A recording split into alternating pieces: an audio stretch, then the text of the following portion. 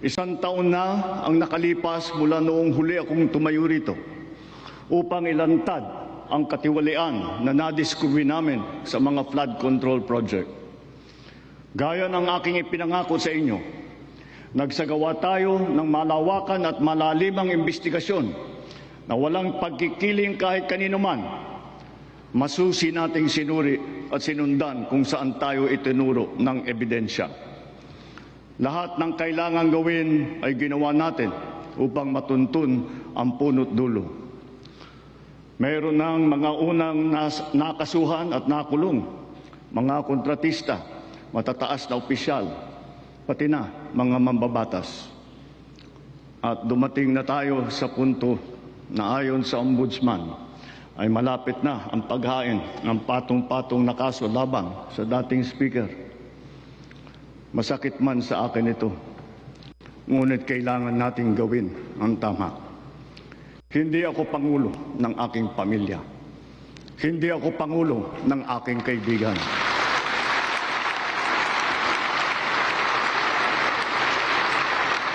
Ako ay pangulo ng Pilipinas at ang tungkulin ko ay sa inyo, ang aking mga kapwa Pilipino.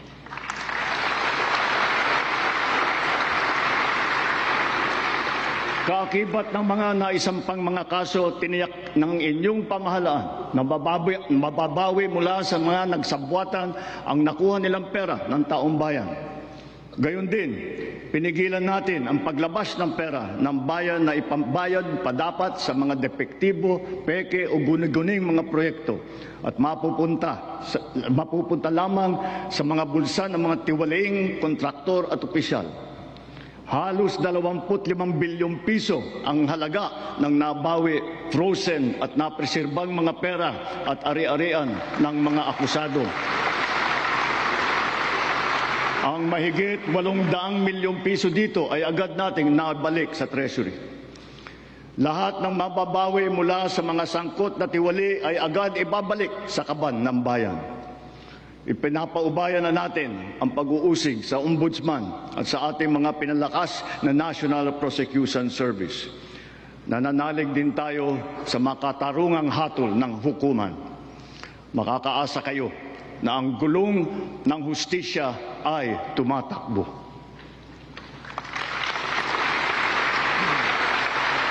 Sa kabila ng mga kaganapang ito, kailangan natin umusad tungo sa pagbabago. Nakatulong ang lahat ng mga ulat at hinaing ninyo sa isumbong na Pangulo. Ang inyong pagbabantay at pakikialam sa pamahalaan ay ang susi sa paglaban sa katiwalian. Ang reforma sa DPWH ay nagsimula na. Nagpasok tayo ng mga bagong graduate kasama ang mga tuwid at maasahang mga job order at contract of service. Bukod sa mga flood control project, lahat ng mga proyekto ay sinuri at tiniyak na talagang kinakailangan at maayos mula sa plano, presyo hanggang pagpapatupad. Para walang overpricing, sinigurado natin na ang mga materyales ay ayon sa presyo sa merkado. Bantay sarado ang bawat proyekto at ang nakalaang pondo sa Transparency Portal, Integrity Chain at katuwang na ang mga civil society organization. Mula nung tumama sa ating bansa ang epekto ng giyera sa gitnang silangan, nagdeklara tayo agad ng State of National Energy Emergency. Iisa ang ating misyon, uplift ang iahon ng ating nahihirapang mga mamamayan. Ang lahat ng mga ahensya ay inatasang magtipid at pagtuunan mabuti ang mga programa na mas mahalaga sa pagtugon sa mga epekto ng krisis. Ibinuhos natin ang pondo kung saan karapat-dapat at mas kinakailangan sa mga pangunahing serbisyong ramdam at tiyak na makakatulong sa ating mamamayan. Ang pera ng taong bayan na muntik mapunta sa bulsa ng mga tiwaling opisyal ay naisalba natin. At sa halip na magamit natin ay nagamit natin sa mabuti at para sa tunay na kapakanan ng mamamayan. Ibinaba natin ang karagdagang halos 58 bilyong pisong pondo sa mga lokal na pamahalaan para mas mabilis at mas malawak ang paglingap sa taong bayan. Mataas ang tiwala at kumpiyansa natin sa mga lokal na pamahalaan.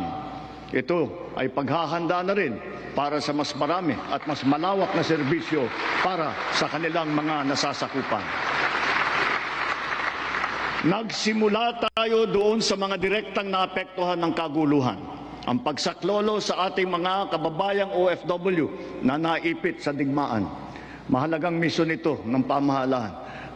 Gayong lagpas 2.2 milyong Pilipino ay naghahanap buhay sa Middle East. Simula nung naputok ang gera, mahigit 12,000 kababayan natin ang ating naiuwi sa bansa na ligtas. Mahigit 140,000 OFW naman ang ating nabigyan ng sari-saring tulong sa gitna ng kaguluhan sa Middle East. Tulad ng pagkain, tulong pinansyal, pagpapagamot at masisilungan. Pag-uwi sa Pilipinas, sila ay ating tinulungan upang makapagsimula muli sa pagpahanap buhay sa pamamagitan ng Action Fund at OWA Kabuhayan Program. Ang iba naman ay nilapit natin sa peso o kaya'y sinama natin sa bayanihan para sa balikbayang manggagawa job fair. Samantalang ang iba ay tinulungan natin makapaghanap buhay muli sa ibang bansa. Bukod sa kanila, ang mga magbabalik natin mga gurong OFW ay papasok na sa mga public school natin kung saan sila ay higit na kinakailangan. Dahil dito sa Pilipinas, sila ang ma'am at saka ang sir. Patuloy ang ating ugnayan sa iba't ibang bansa at ang suporta natin sa mga OFW para sa kanilang kaligtasan. Lalo na at may mga kababayan tayong nasawi o hanggang ngayon ay nawawala sa Middle East. Pangalawa, bunga ng ating magandang ugnayan sa iba't ibang bansa. Natiyak nating sapat ang supply ng langis para sa ating pangangailangan. Sa kabila ng pagsara ng Strait of Hormuz ay nagawa natin makabili at makapag-angkat mula sa ibang pagkukunang bansa tulad ng Japan, South Korea, Oman, India, maging sa Russia, pati na sa China. Dahil sa mga ito, natiyak natin na sapat ang supply ng bansa na tatagal hanggang halos 2 buwan. Nakipag-usap din tayo sa Iran para sa kaligtasan ng ating libo-libong mga kababayang tripulante na nasa Strait of Hormuz. Sa kooperasyon ng ating mga kumpanya ng langis, hindi naging biglaan ang pagtaas ng presyo ng petrolyo, kundi paunti-unti sa loob ng 1 linggo. Ito ay para naman maging magaang sa ating nahihirapang mga consumer. Nagtakda rin tayo ng sunod-sunod at malalaking mga price rollback na kailangan tuparin ng mga kumpanya ng langis. Sa tulong ng batas na naipasa ng Kongreso, agad din natin nasuspindi ng 3 buwan ang pagpataw ng excise tax sa LPG at saka sa kerosene. Bukod dito, agad din natin nilimitahan ang pagtaas ng presyo na inaangkat nating bigas. Inaresto at kinasuhan din natin ang mga nahuling nagsasamantala sa kabila ng pagdurusa ng taong bayan habang may state of energy emergency. Lahat ng posibleng gawin para mababa ang presyo at mapabagal ang pagtaas nito, ginawa natin. Marami ang naapektuhan o kaya nawalan ng trabaho sa panahong ito. Kaya tuloy-tuloy ang pagsasagawa natin ng mga job fair sa buong bansa. Nitong Mayo 1, araw ng paggawa at kasagsagan ng mataas na presyo ng krudo, nagsagawa tayo ng halos 100 job fair, kung saan halos 300,000 trabaho ay pinagbigay alam natin sa publiko.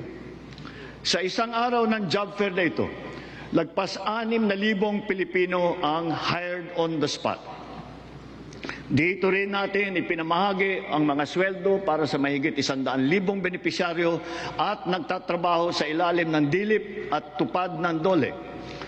Kumilos agad tayo upang pigilan ang mabilis na pagtaas ng presyo ng bilihin. Hinikayat ang mga bangko at e-wallet na magbawas ng kanilang karaniwang singil sa bawat transaksyon na online. Kaya ngayon, maraming bangko at e-wallet na nagbaba o nagtanggal ng kanilang sinisingil sa online transaction fee. Upang makaluwag din sa mamamayan, nagbigay ang mga bangko ng hanggang 6 na buwang palugit sa pagbabayad ng utang at hanggang 1 taon naman kung ang utang ay ginamit para sa agrikultura.